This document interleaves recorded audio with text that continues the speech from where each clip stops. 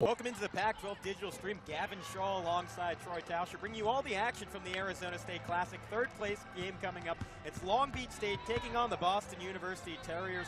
Long Beach State yesterday struggled with Florida's size. They couldn't really see past double teams. Boston, though, maybe has even bigger issues, Troy. They couldn't do anything against Arizona State yesterday. Wallace splitting the double team. What a move. Can he finish? No, denied by the big Greek, Pavlide. That was a great block by Pavlide. Hammond slowing things down just for a second. The double crossover takes the contact, puts it in lefty style. 2.5 minutes into the third quarter. Williams didn't see a defender that could stop him, and he was right. A man's play, taking contact and putting it in. Josiah Wright, nifty crossover, takes some contact, puts it in. Window shopping, Josiah Wright. Hammond getting the rebound, a 5-on-4 opportunity if they run. Jalen Davis has a man cross court, instead spinning into the lane, putting it home. Now he comes off the floor.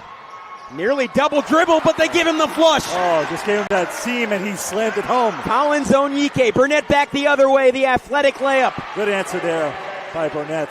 Back and forth they go at Queens College. Number 11, Jefferson, is made two. Another rack attack. Charles Davis rocking the rim again. Marcus Hammond, he's the guy who swings games back in Cardozo's favor when they're not going well. Coming in, getting the rebound there. And Kadari Richmond saying you're not going to do it that easily, blocking it away. The physicality for South Shore winning early. Kareem May fakes the pass, takes the layup, puts it home. He's a magician. Spectacular move down the paint to fool all the judges. And now Cardozo needing an answer. Nice give and go. Soto trying to work his way in. That time blocked by Richmond again, and a traveling violation trying to get it back from Marcus Hammond. South Shore outrunning and outgunning Cardozo at this moment, up 14.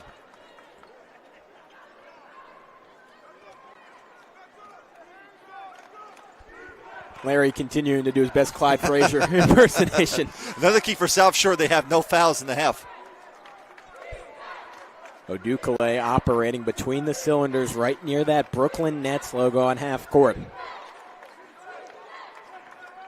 So far, South Shore not fazed by the lights and the sheer size of this arena.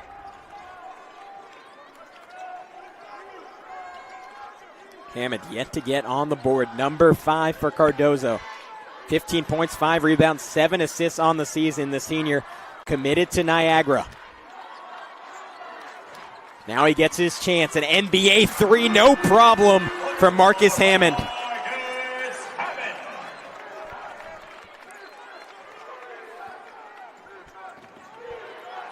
Odukale had that one contested. And they're going to call that one on Hammond. And a substitution for South Shore is Dwight Davis Jr., a surprise star the last time we saw South Shore into the game.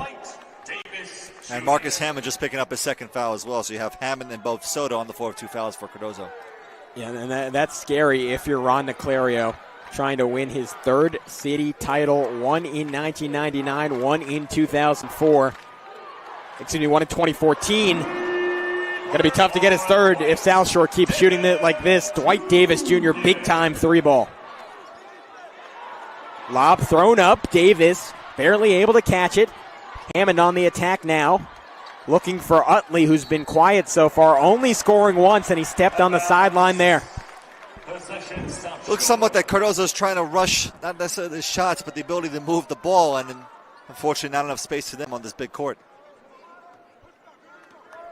Kareem May in total control of this offense, just 15, a true sophomore at the point guard for position for arguably the best team in the city. And he sets up Richmond, foul line jumper in and out, tipped by Richards and collected by Cardozo.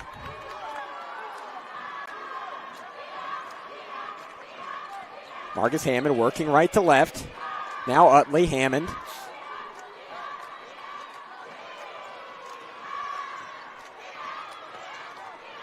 Utley, 3-ball, barely hesitated, that time off again. Not a great three-point shooter during the regular season, has been during the post. May on the attack again, takes some contact. Richards nearly a tip dunk, couldn't put it home.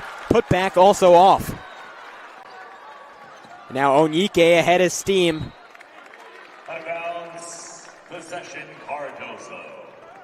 Collins Onyike, an interesting player. So much athletic ability, but the skill set not quite there to match it just yet. South Shore, number 2 is Sekou Silla. They say Sekou Silla back in. Taking a seat is Kadari Richmond, who usually known for his offensive exploits, but 2 blocks already in this second quarter. And Cardozo tries to cut into this 14-point deficit.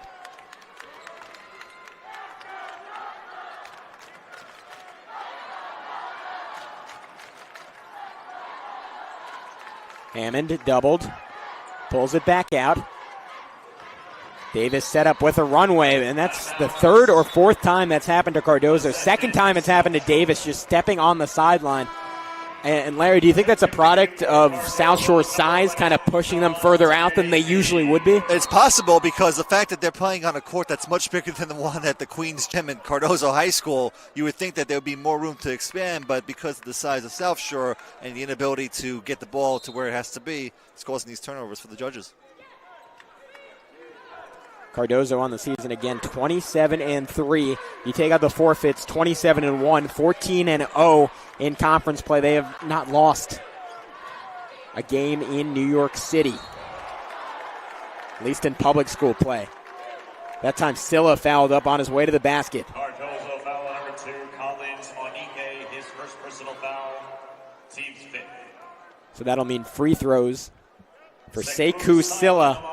Shooting 2. Silla already 6 points on the day, working his way up to that 17-point average. And for South Shore, at least in the postseason, it's kind of been scoring by committee. Silla only at 11. Kadari Richmond down from 14 to 7. Dwight Davis Jr. at 8. Kareem May down to 6. Odukale 7. Richards 9. Wallace 4. It's a balanced effort, guys, up and down the roster contributing. But they still know where their bread is buttered. They want to get the ball to Silla, and they want to let him attack. See Cardozo trying to go quick. Dante Ager into the game, nearly turning it over, but recovering it there. Working his way through traffic. Nice ball fake, setting up Soto for the drive. Soto the extra kick. Utley takes some contact, and he's fouled at the rim by Odukale. That was good ball movement there by Cardozo, where they could have probably been turned over again, but they were able to get to the basket and draw the foul. We mentioned it, Utley, 38 points in that second round win. Has been nothing short of spectacular this postseason. 25 points, 6 rebounds a night on Cardozo's 3-game romp to the title game. And South Shore, what a fascinating season for them. 19-8 on the year, got off to a fast start, slowed down in the middle of the year, and we all know just how competitive that Brooklyn division is, losing games against Jefferson, losing to Lincoln, struggling with boys and girls a couple of times. And despite those 8 losses, though, it's only seemed to make them stronger. And almost like John Calipari Kentucky teams in the past, they're putting it all together at the perfect time as Dwight Davis Jr. turns it over on the carry. Something you don't necessarily expect to see, as you see Coach Pat Traney telling the official about the actual call, thinking that it was not a carry. But again, South Shore peaking at the perfect time, and if they can win this one, they're certain to be a threat in the State Federation tournament. The inbound lob play to Onyike, and he was hit on it. Coach Pat Traney also questioned that call. That's a nice pet play of Ron Niclario. They'll try and get Onyike flying towards the rim as often as possible, and why not with his incredible athletic ability.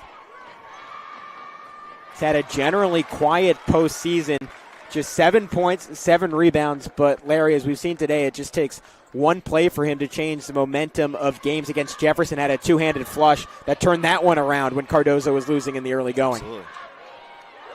Rebound fought for Hammond. He has a nose for the basketball. He came up with that one, and they reset it with Soto. Hammond at half court, hugged by Davis. Gets it back, another NBA 3, count it. Marcus Hammond not bothered from extended range. And that was one Cardozo needed to cut to 10. And then they immediately force a turnover. Dwight Davis trying to push off, and credit Dante Ager coming off the bench and playing some good defense. Absolutely. And now the Cardozo tide has turned for them as they'll get the ball back here, looking to cut into the deficit.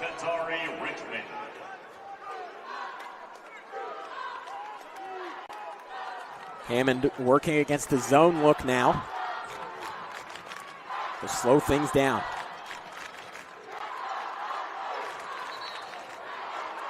Hammond took a step before he dribbled. And it goes back to South Shore. Again, for South Shore, it's incredible given the talent they've accumulated, but this isn't necessarily a program with a rich history of success, never having won a state title before. South Shore trying to get to the top of the mountain here today in Brooklyn. Christophe Jean-Pierre, the senior, in to run the point. They haven't been able to get Richards going just yet, haven't exactly needed him. And a running floater from Jean-Pierre. What a nice run from him. He's coming in off the bench like that and shows you the depth of the South Shore team, even their fourth guard, that level of skill. Onyike the flush! What a lob pass thrown by Utley. Anticipated Onyike cutting, and he just slammed it down. Onyike went up 12 feet up in the air for that slam. Had plenty of time to come back down and put it home. Like two prize fighters, these teams exchanging punches back and forth, struggling to get up after each one. Richmond doing work, exploding right, took a hit, almost put it in anyways. That one on the ground. But with Cardozo having already committed 6 fouls, Richmond's going to go to the line for 2. Oh, excuse me. No, I was still operating under girls' rules. There one more foul, and then it's a 1-and-1 for Richmond. They're just going to send it in from the baseline. Yes, that was the last foul to give. The next one put them in the bonus. Got confused for a second. We keep switching them up every game. So instead, Jean-Pierre working around a screen. Richmond gets one from Richards. Look for him on the roll. Reset to Davis. Knifes into the lane. Throws one up. Oh, it's flushed home. What an athletic putback. Kadari Richmond. He came out of nowhere. And you've seen athleticism from both sides. Just ridiculous. It's like you're watching 2 college teams. Thinking about the 3 there was Ager. Instead they reset. Hammond no good. Richards the board. And Jean-Pierre pushing the other way. Silla on the face-up.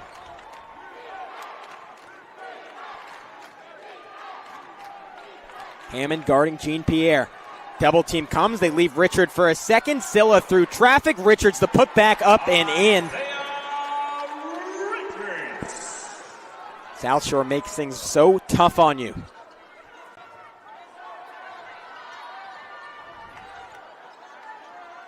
Hammond, the workaround. Utley, nice spin move. Can he put it home? No. Soto skying in for the putback. He's fouled.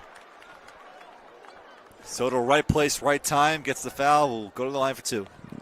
Javen Soto, 74% on the year. Nearly a double a game. 9 points, 9 boards. Essentially hit his average last time out against Jefferson. 9 points, 7 rebounds there.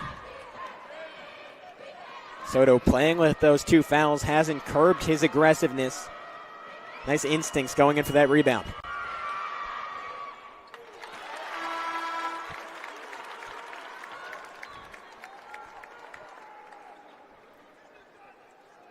Jalen Davis getting ready to check back in for Cardozo. We haven't seen Pete Pavlidis in the early going. Do you think he could be effective against that South Shore line, a guy we saw get 17 rebounds in that Queensboro title game? Well, this is where the stars come out to play, so if they want to get back into this game now down 12, he's going to need to show it. Davis, a transfer from Christ the King, the 6th man there last year, is only a sophomore for the private school powerhouse. He's been money for this Cardozo team. Be interesting to see if he can make an impact. Jean-Pierre working, 12-point edge for Cardozo as we're under a minute, for South Shore, as we're under a minute to play in half number 1. Silla, Richards, 3 ball on the way. Davis touched nothing but the net. And Cardozo will have a chance to execute a 2-for-1 if they go quickly. Maybe too fast. They're probably going to just hold for the final, for at least their last shot of the half here. About 6-second differential between game and shot clock.